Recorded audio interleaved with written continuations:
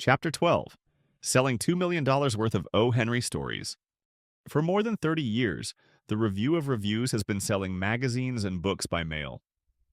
For almost as long, they have been noted for effectiveness of their sales, literature, and few indeed are the ideas that either Charles D. Lanier or Fred Stone have not tried. But in the fall of 1918, the management of the business was taking so much of their time that they had to delegate the copywriting to someone else, and the choice fell upon me. The joke of it was that the thing they had in mind particularly for me to work upon turned out to be merely a minor seller, whereas the one that was supposed to be sold out was our main leader for 2 whole years. When I went with Review, O. Henry's short stories had been selling in set form about 6 years, and of late the results had fallen off so badly.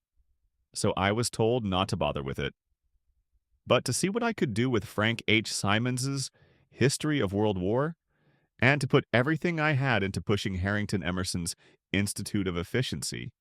Well, I spent several weeks writing circulars on both of these.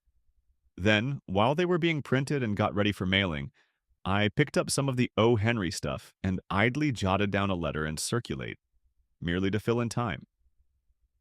When they were finished, they seemed rather good to me, to Messrs. Stone and Lanier too, so we decided to try them on a small test. During the next 12 months, we sold more than 50,000 sets of O. Henry, amounting to more than $1 million. Of the efficiency course, we sold less than $150,000. We used several different letters on O. Henry and a number of ads, but the basic appeal was the same in all. First, we took it for granted that our reader had heard of O. Henry and a number of ads, but the basic appeal was the same in all. First, we took it for granted that our reader had heard of O. Henry and knew something of the intriguing humanness of his stories. So we wasted no time with introductions, but we started our letter with a bargain appeal, a bargain and a hurry-up. For the hurry-up, we had several different premiums. Jack London was the most popular of them. If you would send your order right away, you would get free with your set of O. Henry, 5 volumes of Jack London's famous stories. An old dodge, of course, but why worry whether a scheme is old or new when it brings $1 million worth of orders? Here are some of the letters and circulars that proved most effective. Letter number 1. A saving to you of $108. The original edition of O. Henry was snapped up at $125 per set. Yet here we offer you a special edition, printed from the very same plates as the original sets, and containing every word, every illustration, for less than 1/7 the price. The lowest price at which the works of O. Henry will ever again be sold has now been reached in the new silk cloth edition, costing less than 1/7 the price of the original sets. This is the final bedrock price to you, and it holds good only until this special edition is exhausted. I write you because with all that you have heard and read about the works of O. Henry, you have never yet seen them. You have never yet had the privilege of actually handling the volumes. Reading in your own home some of his wonderful stories, proving to your own satisfaction the marvelous genius of the man, the depth of his understanding and sympathy. The whole English-speaking world is going wild over O. Henry. In the past 3 years, his stories have broken all short story records since books have been published. College presidents, great lawyers, kings of finance, leaders of the nation, soldiers and sailors, clerks and working girls. People from every class, young and old, rich and poor, men and women, are all hastening to get the stories that mean delight to everyone. 50 or more of O. Henry's stories have been made into photoplays and now crowd the best movie theaters. In the colleges, they are the favorite textbooks of short story writers. Secretary Daniels took a test vote at Annapolis on the most popular author, and O. Henry led the list, Jack London coming second. In camp libraries everywhere, the great demand of our soldiers and sailors has been for O. Henry. Jack London, 5 volumes, free. Second only to O. Henry in popularity is Jack London. So if your order comes in promptly, we will send you free, with your set of O. Henry, a 5-volume set of the works of Jack London, description of which you will find in the folder enclosed. The number of these sets that we have, however, is exceedingly limited, so we can promise to send the 5 free volumes of Jack London to you, only if your order for O. Henry comes in immediately. Examine both sets in your own home for a week, at our expense. Send no money. Merely put your name on the enclosed card and drop in the mail, and both of these sets will be sent to you. Remember, there is no obligation of any kind attached. The postal order is simply an opportunity for the books to sell themselves to you. There is no sale, no obligation to pay for them, until you have tried them out for a week in your own home and are satisfied. Just let us send the books for examination. The card brings them. Merely put your name on it and drop in the mail. But remember too, we've only a few of these free sets of Jack London on hand, and we will have to make it first come, first served. So if you want one for your library, send in your card now. Very truly yours. Important. Paper, ink, binding, and labor have more than doubled in cost since this edition of O. Henry was printed. As long as it lasts, you can get your set of O. Henry at this low price, with the Jack London free, but this is the last edition we shall ever be able to make at such a low price. So take advantage of the low pre-war cost by sending in your card now. Here's the second letter. $500 in prizes to O. Henry readers. First prize, $250.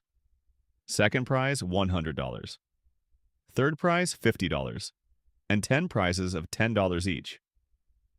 Simply write us a letter saying which is your favorite O. Henry story and why you like it best. For the 13 best letters, we will give the prizes listed above. See last page for rules of the competition. Dear Sir, the other day someone asked Judge Ben Lindsay of juvenile court fame if he wouldn't name his favorite O. Henry story. My favorite O. Henry story, said the judge, is all of them. No writer ever had greater knowledge of human nature, and the charm of his stories makes it possible to read them over and over again. Have you got your set yet? Most everybody else in this country seems to have. More than 4 million volumes of these inimitable stories have been sold to American readers in the past few years. Universities are planning tablets to O. Henry. Textbooks of English literature are including his stories. Theatrical firms are fighting with one another for the right to dramatize them. He is the biggest, finest, most fascinating writer of the short story the world has ever known. Did we ever tell you what W.R. Colbum, superintendent of schools at Rhinelander, Wisconsin, said of O. Henry? I hope nobody will ever again send me a whole set of books like these you sent, at least at one time. For 4 days it has been impossible to get anything done about the house. Nobody will come to meals, or go to bed, or do anything else on time but read O. Henry. We have no desire to upset your household, but it happens that we have left over from last year's big sale a few hundred sets of the 7-volume edition of Oppenheim's best stories. We are going to open this season's subscription to O. Henry by giving away, free, as long as they last, one of these 7-volume sets of Oppenheim with each set of O. Henry.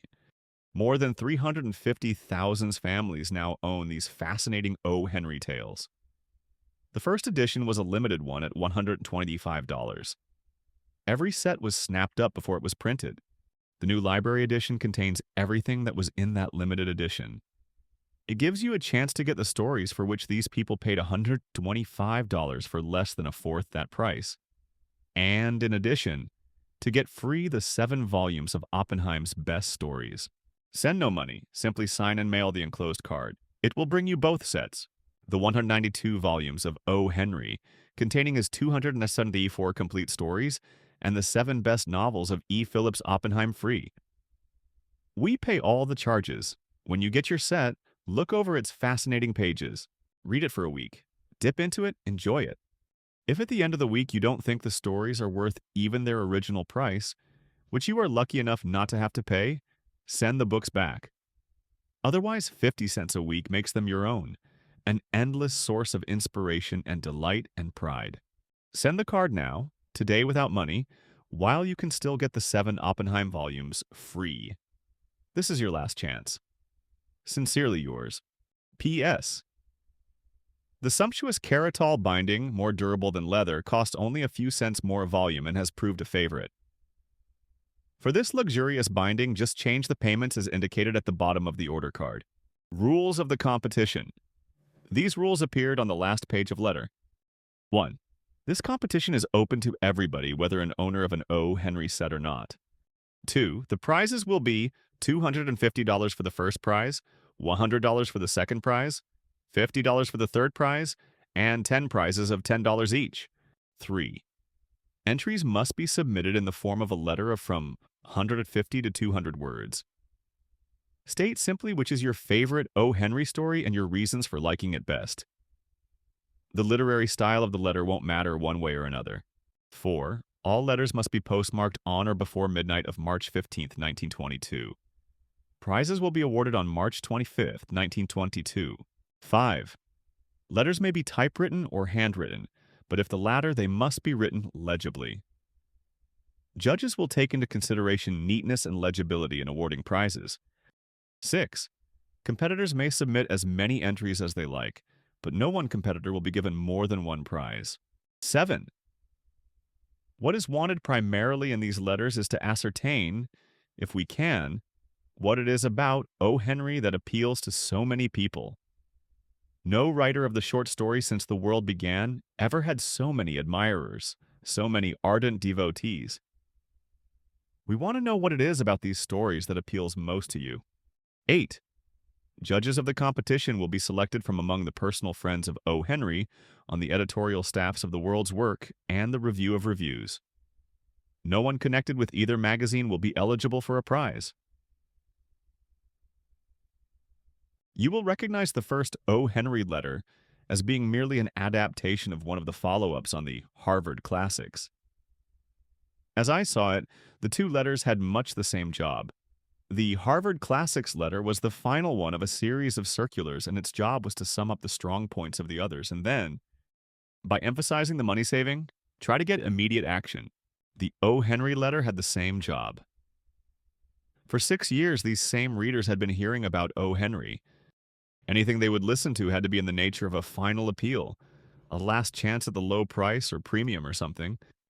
For the real interest, we depended upon our circular telling enough of each story to whet the reader's appetite and make him want more, but not enough to satisfy his curiosity or enable him to fill in the answer for himself. Glance over the When the Rattlesnake Struck opener, or To Love, Honor, and Obey, and see if you don't want to get your hands on the books and find the answers. They contain the essence of all successful circular writing.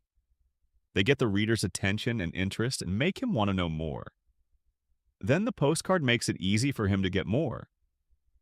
Here are 2 more letters and circulars along similar lines, which did their part in bringing home that $1 million worth of orders. Letter number 1. A saving to you of $95. The original edition of O. Henry's works was eagerly snapped up at $125 a set, yet here we offer you the very same stories, printed from the same plates and containing every word of the original set, at less than a fourth the price. And in addition, we give you E. Phillips Oppenheim's 7 best novels free. Dear sir, for years you have heard of O. Henry. You've read the advertisements of his stories and thought that someday you would own a set for yourself. But you've put off the sending from month to month. The time for that is gone. Now, today, you must order your set of O. Henry to get the low price and the Oppenheim free. The whole English-speaking world reads O. Henry. Universities are planning tablets to him. Textbooks of English literature are including his stories. Colleges are debating his place in literature. Theatrical firms are fighting with one another for rights to dramatize his stories. He is considered the biggest, strongest, livest force that has broken loose in English literature for many a long year. In short, he is the greatest writer of the short story the world has ever known. So great is the popularity of O. Henry, so enormous the demand for his books that we should like nothing better than to continue this offer for all time. But we can't. It costs more than twice as much now to make the sets as it did. Paper prices have quadrupled. Labor costs 2.5 times as much, binding 3 times. So we must withdraw this offer, but as long as the stock now on hand lasts, you can get O. Henry at the low price and E. Phillips Oppenheim 7 volumes. Free. No other writer ever knew so much of the secret history of Europe as Oppenheim. No other writer ever understood so well the hidden forces, the secret intrigues, the startling accidents, the sudden death that have kept the whole continent in turmoil for the past generation. He was looked upon as the most dangerous man in England. He was marked down by Germany for private execution because he knew too much of her plots and intrigues. He suspected too many of her designs. Fighting, scheming, plotting, mystery, love, adventure, all these are in his stories, and all his marvelous genius is in the telling of them. He makes them so real that you forget everything about you in the joy of them. He lets you into secrets that take your breath away. He shows you the real inner workings of European diplomacy. He holds you enthralled with the romance, the mystery of his tale right up to the very last word. Your last chance to get a set of Oppenheim free. This is the last edition of E. Phillips Oppenheim. We can get at the special price which permits of our giving it free with O. Henry. When this one edition is gone, and there are only a few sets now left, you will be able to get Oppenheim's wonderful stories only at their regular price of $1.20 to $1.75 a volume. Now, while you can, get your O. Henry set with the 7 volumes of Oppenheim free. This is your chance. The card brings you both sets. The 12 volumes of O. Henry contain his 274 complete stories and the 7 best novels of E. Phillips Oppenheim free. We pay all the charges. When you get your set, look over its lustrous pages, a quiver with romance and action. Then, if you don't think the stories are worth even the price of the original sets, which you are lucky enough not to have to pay, send the books back. Otherwise, $500 a week makes them your own, an endless source of inspiration and delight and pride. Send the card now, today, without money while you can still get O. Henry at the low price, and the 7 Oppenheim volumes free. This is your last chance. Sincerely yours. Letter number 2. 34% discount from last year's price. Dear Sir, down goes the price of O. Henry. Back to the pre-war figure. The best paper, the clearest printing, the finest bind that O. Henry has ever had, and the pre-war price. The Review of Reviews was the last of the great book publishers to raise its rates. It is the first to bring them down again. 34% discount from last year's price. 1/3 off. That is the difference between the peak price of the post-war years and the pre-war price. Our own costs aren't down yet to pre-war figures, but we feel that the quickest way to get them there is to bring our price to you down where it ought to be. So we are making this big cut. It is our bedrock price, and it holds good only on this one edition. We write you because, with all you have heard and read about O. Henry's stories, you have never yet seen them. You have never yet had the privilege we now offer you of actually handling volumes, reading in your own home some of these wonderful tales, proving to your own satisfaction the marvelous insight of the man, the depth of his understanding and sympathy. Marvelous indeed are his tales. Bits of life they are really about you and me. He finds romance everywhere around the corner, in the department store, in the shop, in the streetcar. He had a sympathy for everything that was real, a kindly belief in the good that is in all of us. His appeal is universal. He writes for you whether you live in New York or Kokomo. He makes you his friend with his first story and then tells you 1,000 others. Through the Shadows with O. Henry. It has long been known that there was a mystery in the life of O. Henry. It remained for Al Jennings, sheriff, outlaw, bronco buster, adventurer, and staunch friend of O. Henry, to uncover it for us. For the first time, he tells fully the story of those dark early days in O. Henry's life, which cast their shadow over his later success. For O. Henry lived a life crowded with vivid incidents. Hot-headed adventure, stirring romance, these were his in that part of his life which he so carefully guarded from the public. He was afraid the public would misunderstand. But here the story is told so understandingly, so tenderly that when you have read it, you will love O. Henry not less but more. While they last, this is no polished masterpiece of style. It was written by an ex-outlaw, ex-train robber, the friend of Theodore Roosevelt and General Miles, and the most devoted friend O. Henry ever had. It has in it the rarest of all qualities, the ability to tell a story so thrillingly, so movingly, that you forget the author and the man of whom he tells.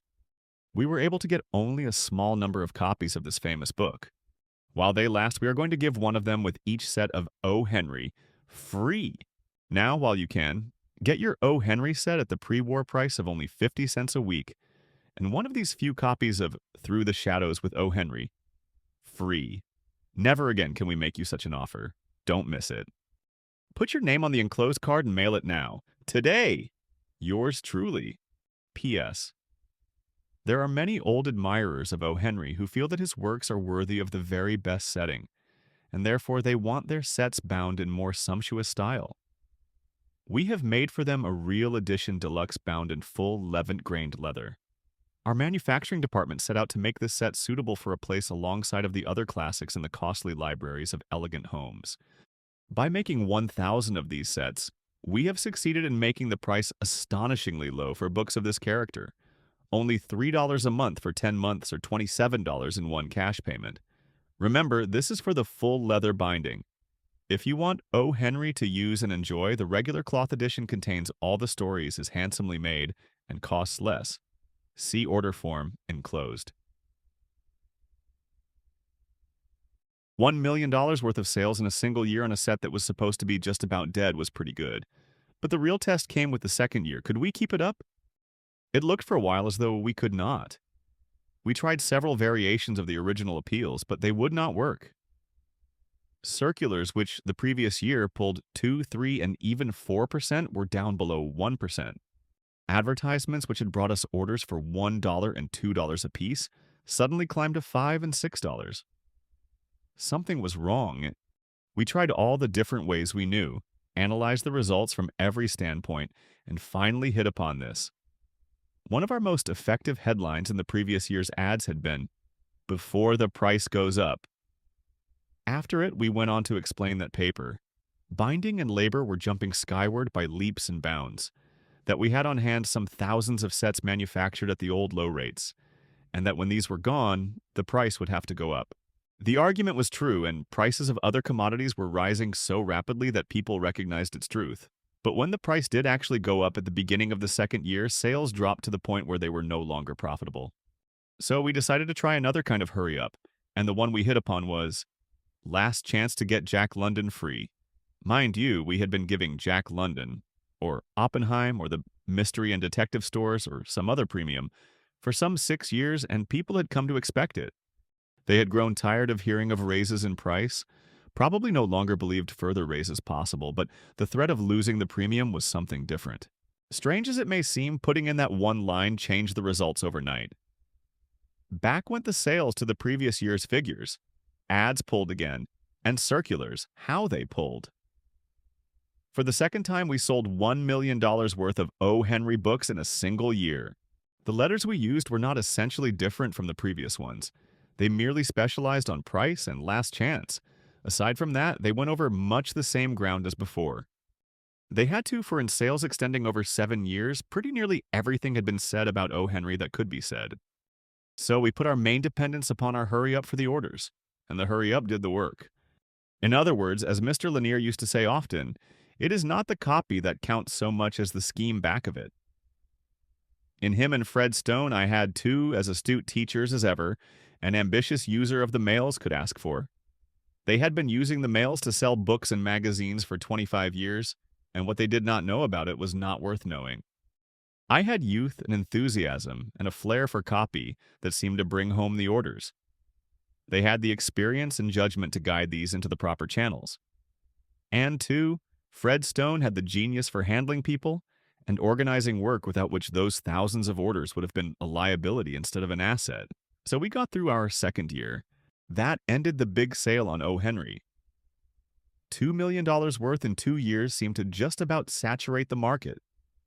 At any rate, it saturated the available lists of book buyers, for though we kept trying for the next several years, the O. Henry sales never again went over the $100,000 mark for any 1 year.